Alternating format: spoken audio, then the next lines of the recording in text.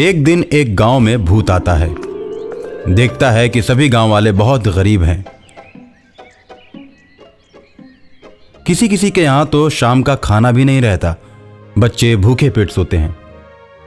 भूखे पेट सोते हुए बच्चों को देखकर भूत को उन बच्चों पर दया आ जाती है।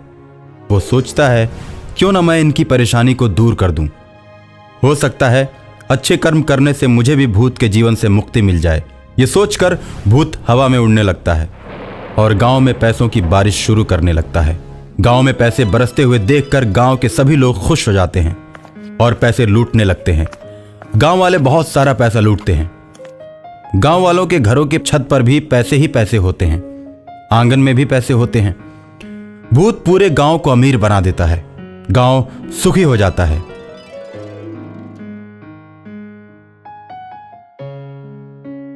गांव के सभी लोग भर भर पेट भोजन करने लगते हैं।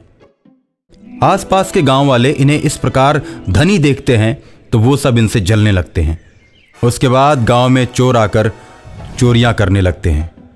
गांव वाले चोरों से परेशान हो जाते हैं।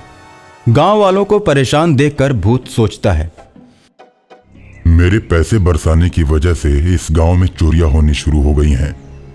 जब ये लोग गरीब थे तो कोई भी इन्हें पूछने नहीं आता था। अब जब ये लोग अमीर हो गए हैं तो चोर इन्हें सताना शुरू कर दिए। अब मैं चोरों को पकड़ लूंगा।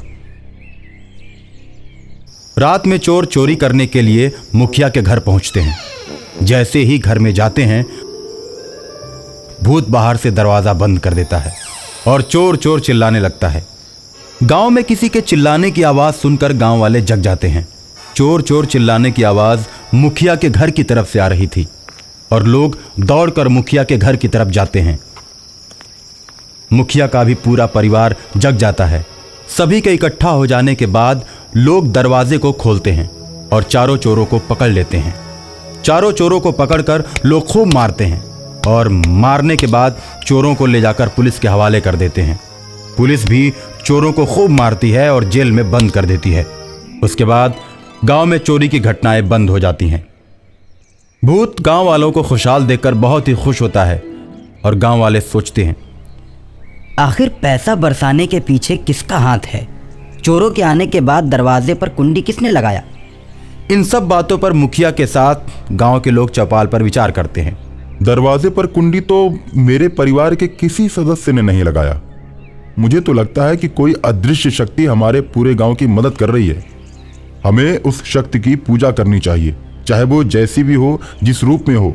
वो हम लोगों का भला सोचती है। हाँ, आखिर उस अदृश्य शक्ति के बारे में हम लोगों को कैसे पता चलेगा? लोग अभी बात कर ही रहे होते हैं कि भूत प्रकट हो जाता है और कहता है, मैं इसी गांव में रहने वाले रामदीन का लड़का हूं। कुछ वर्षों पहले स्कूल से आते समय एक प्रेत ने आम के बगीचे में मुझे मार दिया था। उसके बाद मैं भूत बन गया। मैं हमेशा अपने गांव के भले की बात सोचता हूं और गांव में मैंने ही पैसे बरसाए हैं। चोरों को पकड़वाने में भी मेरा ही हाथ है। मैंने ही कुंडी लगाई थी। वो अदृश्य आत्मा जिसके बारे में तुम लोग चर्चा कर रहे हो, वो मैं ही हूं। भूत के मुंह से ऐसी बातें सुनकर सभी भूत का पांव पकड़ लेते हैं और उसकी आत्मा की मुक्ति के लिए बहुत बड़े यज्ञ का आयोजन करते हैं। बहुत से विद्वानों को बुलाकर मंत्र द्वारा उसकी आत्मा को मुक्त करवा देते हैं और भूत खुशी खुशी सदा के लिए ईश्वर के पास चला जाता है।